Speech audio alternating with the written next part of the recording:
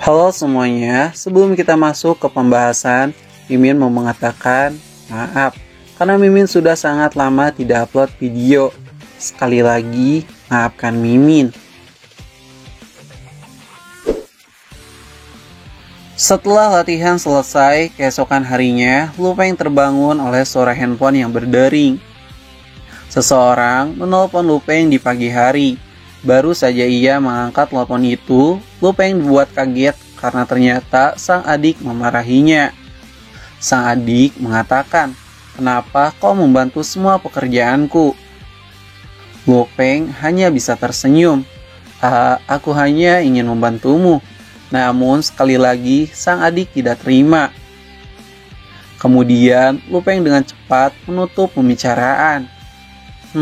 Adikku memanglah aneh.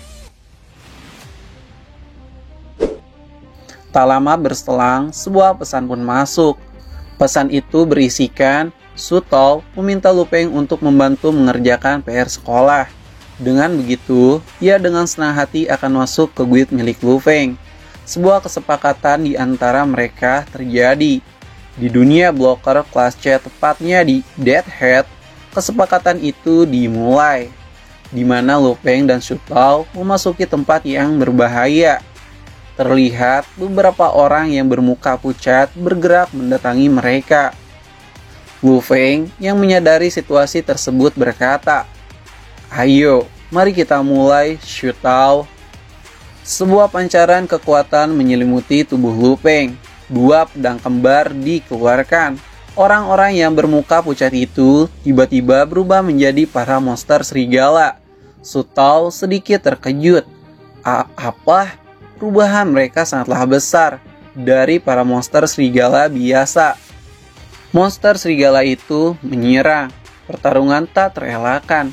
Dengan pergerakan cepat, Lupeng sudah ada di sisi monster tersebut. Satu tebasan Lupeng lancarkan. Kepala sang monster menghilang. Para serigala yang tak terima mulai mengepung mereka.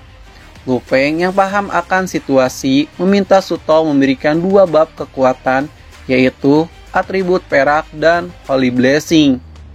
Tak lama berselang, sebuah pancaran cahaya emas Sutol berikan. Kekuatan dua bab yang diminta telah dimasukkan ke tubuh Lupeng. Di momen yang sama, tiba-tiba para serigala menyerang secara bersamaan. Sebuah pergerakan cepat Lupeng perlihatkan. Tebasan-tebasan dari dua pedang kembarnya mampu menghabisi semua para monster serigala. Sementara itu, Sutol diam-diam mengamati pergerakan Lupeng.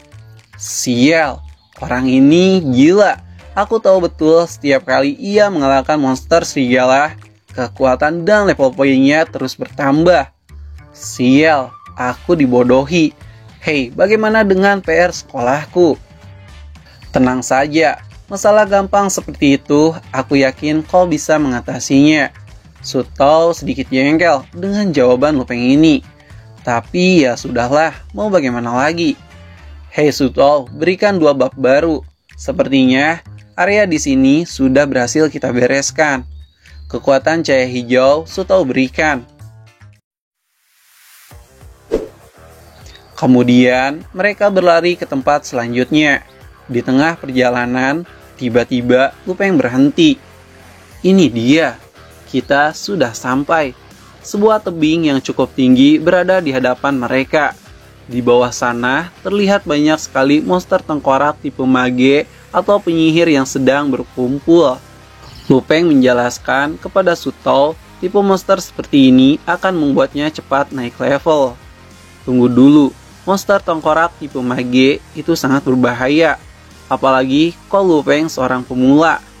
Memangnya berapa level yang akan kau naikkan, Lupeng? Aku harus segera masuk level 21. Sutol sedikit terkejut. Apa kau gila? Mana mungkin kau bisa naik level dengan secepat itu? Setidaknya kau memerlukan 1 minggu untuk mencapainya. Diamlah anak kecil, ini tidak ada waktu lagi. Aku harus secepat mungkin mencapai level itu. Baiklah, apa boleh buat? Aku hanya bisa mengikutimu.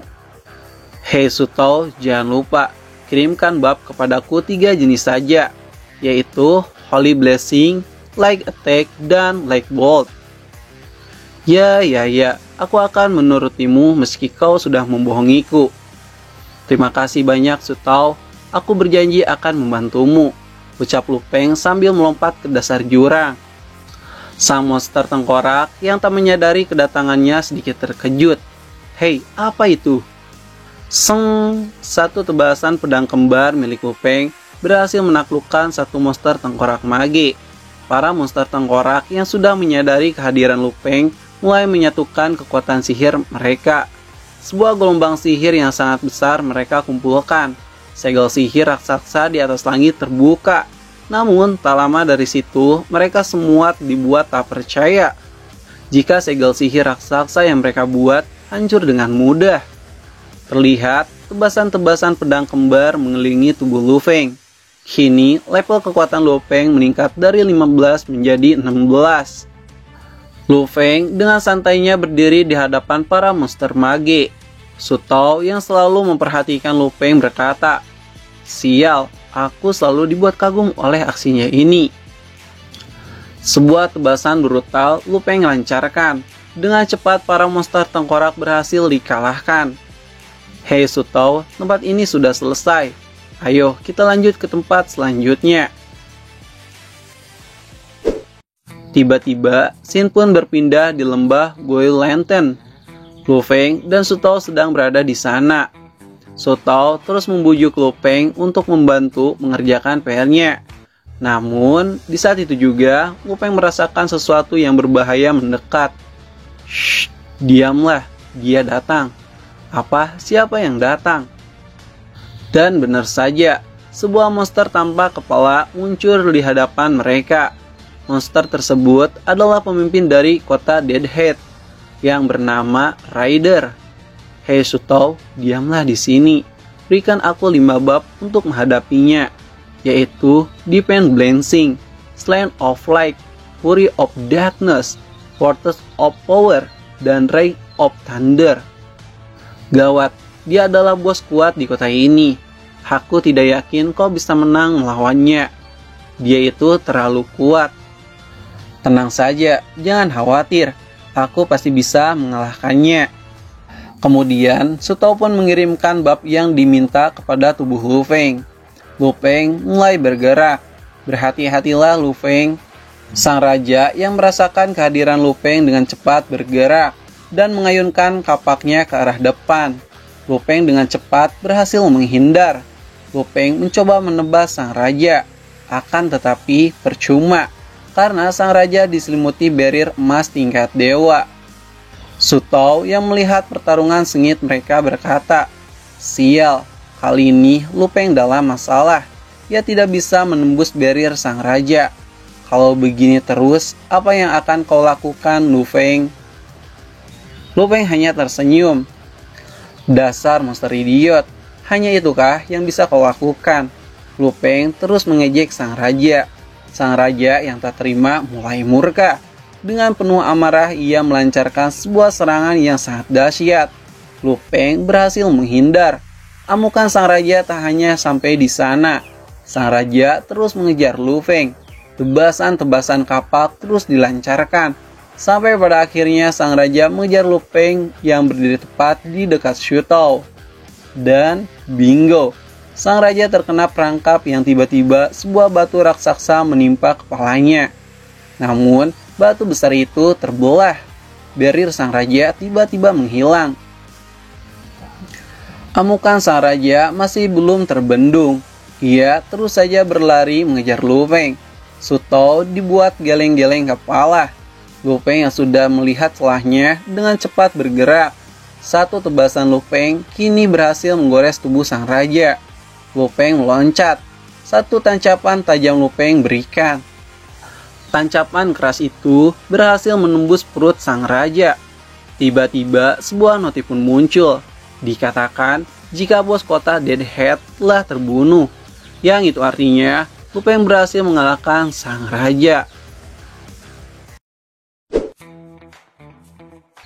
Kapak dan barrier yang ditinggalkan kini telah beralih ke tangan Lu Feng. Wow, kau hebat Lu Feng. Aku tak percaya kau bisa mengalahkannya. Hei, berhenti kagum padaku Sutao. Ayo Sutao, saatnya kita keluar dari dalam dungeon ini. Baik, bos. Sementara itu, di tempat yang berbeda, Rose sedang mengikuti kompetisi berpedang antara klan. Rose yang memang ahli dalam berpedang dengan mudah memenangkan pertandingan. Semua orang berteriak memanggil namanya. Fun fact ya guys ya, ternyata Rose ini adalah orang kedua terkuat dari para klan. Di tengah kemenangannya, tiba-tiba HP Rose memberikan notif. Dan notif itu dari Lu Feng, yang terus mengajak dirinya untuk masuk ke dalam guild. Sial, orang ini, aku masih tak percaya. Sedangkan di tempat yang berbeda, sebuah pencuri senjata sedang melakukan aksinya. Tiba-tiba dari balik pintu muncul Zhao yang menyergap. Sebuah tembakan bazooka dilancarkan. Ledakan besar terlihat. Zhao berhasil menangkap para pencuri itu. Setelah itu, notif pun muncul, di mana Lu Feng masih mencoba mengajaknya. Orang ini, aku tidak peduli dengan urusanmu. Sementara itu, di tempat yang berbeda, sang direktur Anya sedang mempromosikan teknologi perusahaan miliknya dan menjelaskan itu semua pada klien. Namun, di tengah kerumunan para klien, ternyata Anya menyadari sesuatu. Jika Lu Feng ada di dalam kerumunan, yang terpaksa Lu Feng harus dikeluarkan.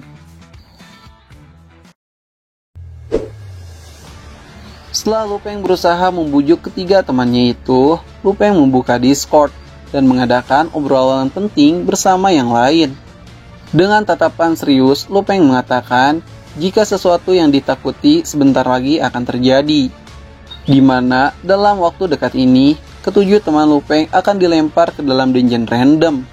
Paling bagus, mereka dilempar ke tempat dungeon rank B, paling normal dungeon rank A, dan yang paling sial, mereka dilempar ke dungeon rank S.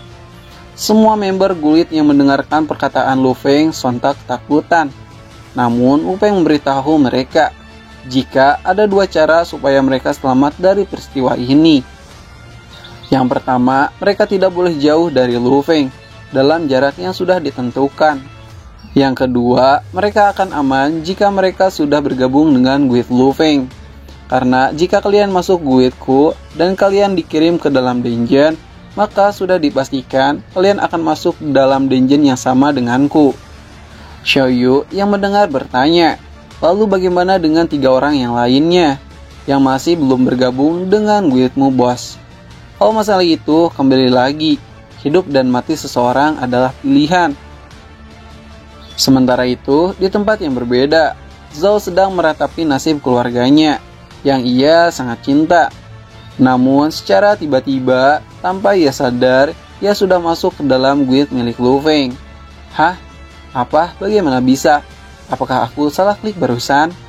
Sementara itu di tempat kediaman Rose, ia sedikit heran kenapa ia sudah bergabung dengan guild Lu Feng. Anya yang sedang di dalam kantor juga mengalami nasib yang sama, yang secara mengejutkan ia sudah bergabung dengan Lu Feng. Bocah sialan, ternyata dia bisa menghack program guild. Kembali ke tempat Lu Feng, dengan penuh senyum Lu Feng berkata, aku sangat tersanjung karena kalian semua sudah masuk ke dalam guildku. Sekarang bersiap-siaplah untuk masuk teleportasi. 3, 2, 1, mulai. Kali ini akan kupastikan aku akan berhasil menyelamatkan kalian semua. Semua orang mulai tegang. Cahaya biru menyilaukan menembus langit. Dan dalam sekejap mata, Zero, Zhao, Rose, Lu Feng, Anya, Xiaoyang, Sutao, dan Sujun, mereka semua sudah memasuki sebuah dungeon. Rose yang bertemu dengan Lu Feng mengejeknya. Hei, apa kau tidak tahu malu? Gunakan cara licik untuk mengajak kami. Anya pun memotong perkataan mereka dan berkata, henti berdebat, lihatlah di depan kalian. Saat itu juga Anya dibuat tak percaya jika dungeon yang mereka dapatkan adalah dungeon tingkat rank S, yaitu dungeon yang memiliki setengah panas atau api dan yang satunya adalah es.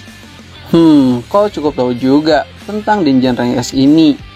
Ya, itu sebabnya aku melakukan hacking terhadap sistem guild kalian. Aku tidak yakin jika kalian masih bisa selamat dari dungeon kelas S seperti ini. Selain itu, aku juga membutuhkan bantuan kalian semua. Sementara itu, di sisi yang berbeda, terlihat banyak sekali orang-orang yang berlarian. Mereka ini adalah para Awaken yang dilempar secara random masuk ke dalam dungeon. Pemimpin dari tim mereka berkata, "Semuanya lari selamatkan diri kalian masing-masing." Dan mereka semua berlari ke arah Lu Feng untuk melewatinya. Lu Feng berkata pada timnya dengan suara pelan, "Sayang sekali, itu semua percuma. Kemanapun kau lari, pada akhirnya kau akan mati." Hanya yang penasaran dengan rencana Lu Feng bertanya, "Lalu apa rencanamu, bos? Kau harus segera memberitahu kami dan memberi solusinya." Tenang saja, untuk menaklukkan suatu dungeon, pertama-tama yang harus kau lakukan adalah pahami masalah apa yang terjadi di dalam dungeon. Ingat, kota es api ini dulunya sebuah kota mewah yang tiba-tiba berubah menjadi lautan es dan api yang disebabkan oleh seseorang, yaitu seorang ilmuwan yang bernama Heart of Steel. Ia terobsesi dengan mahakaryanya yang membuat ia mengubah dirinya menjadi sebuah cyborg atau robot. Namun, tragedi yang memilukan pun terjadi. Sang profesor kini ia tidak bisa mengendalikan tubuhnya. Karena itulah kota ini menjadi kota es dan api. Xiaoyang yang mendengarkan penjelasan Lu Feng bertanya, "Itu artinya kita harus membunuh Heart of Steel." Tepat sekali, Xiaoyang. Namun masalahnya, orang itu ada di tengah lautan api dan es ini. Jadi, kau tidak akan mudah menemukan Heart of Steel. Soju yang ketakutan dengan hal ini bertanya, "Lalu bagaimana kita bisa menerobos lautan api dan es ini?" "Tentu saja, kita tinggal berjalan ke depan, cari dia dan habisi Heart of Steel." Rose yang dari awal tak percaya mencoba pergi. "Omong kosong apa ini? Bagaimana bisa kita bertarung di tengah lautan api ataupun es? Lebih baik ayo kita cari jalan keluar sendiri." Akan tetapi pergerakan Rose ditahan oleh Lu Feng. "Aku tidak mengizinkan. Jika kau menjauh dariku, maka kau akan mati." "Hei, apa maksudmu? Apa kau meremehkan kekuatanku, Lu Feng?" "Aku tidak meremehkanmu, tapi itu kenyataan." Perdebatan panas di antara mereka terasa oleh semua orang. Namun, hanya mencoba menengahinya. Ia berkata kepada Rose untuk sekali ini saja percaya kepada Lu Feng. Jika rencananya gagal ataupun ia menipu kita, maka bukan hanya kau saja, aku juga akan membunuhnya. Lu Feng yang mendengarkan itu tak peduli. "Baguslah kalau kalian sedikit percaya padaku." Kemudian mereka pun bergerak ke arah api yang berada di hadapan mereka. Api yang ada di hadapan mereka menyala dengan sangat besar. Hanya mengatakan, "Ini gila. Akan sangat mustahil bagi manusia normal bertahan hidup di dalam api yang sangat besar ini." Xiaoyang dan Sojun mulai kepanasan. "Bos, di sini sangat panas."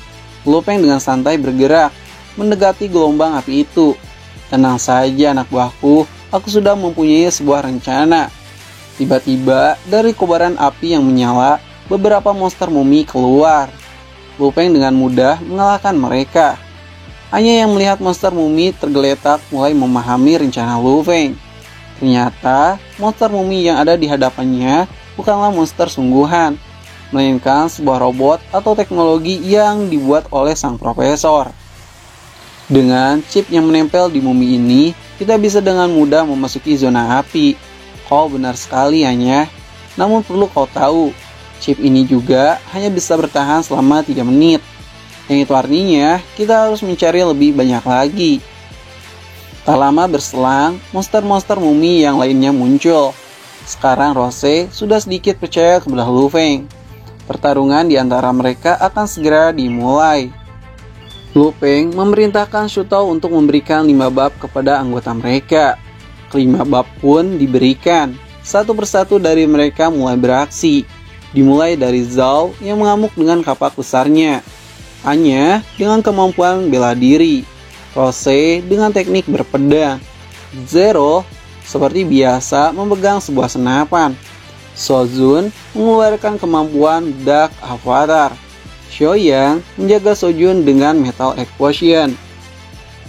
Lu Feng yang melihat rekan-rekannya berkembang cukup pesat merasa senang. Kalian semua ambillah semua chipset sebanyak mungkin. Di tengah perjalanan mereka semua sudah kewalahan. Terlihat dari teman lepan Lu Feng yang sepertinya telah mencapai batasnya. Bos, bagaimana ini? Kita masih belum menemukan titik koordinat Heart of Steel.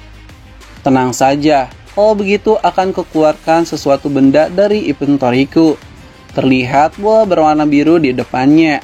Dalam sekejap mata, bola biru itu dihancurkan.